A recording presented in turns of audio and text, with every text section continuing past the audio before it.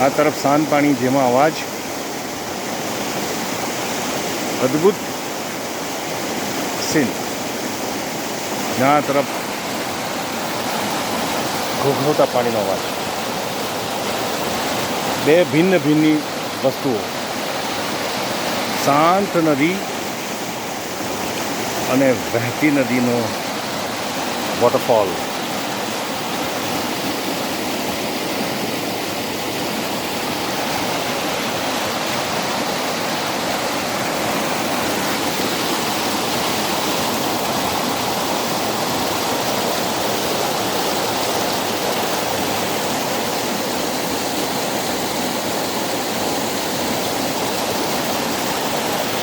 જોકે આ પાણીમાં નહાવાની પરમિશન નથી પ્રવાસીઓને, કેમ કે અહીંના ફોરેસ્ટ ઓફિસર શ્રી પુરોહિત સાહેબના કહેવા અનુસાર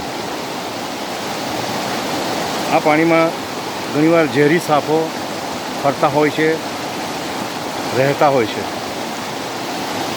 થોડી વારમાં આપણે એમને મળીશું. હજુ પણ આપ વિશાળ વનરાજીને, જબરજસ્ત મોટા જંગલને જોઈ શકો છો ચારો તરફ.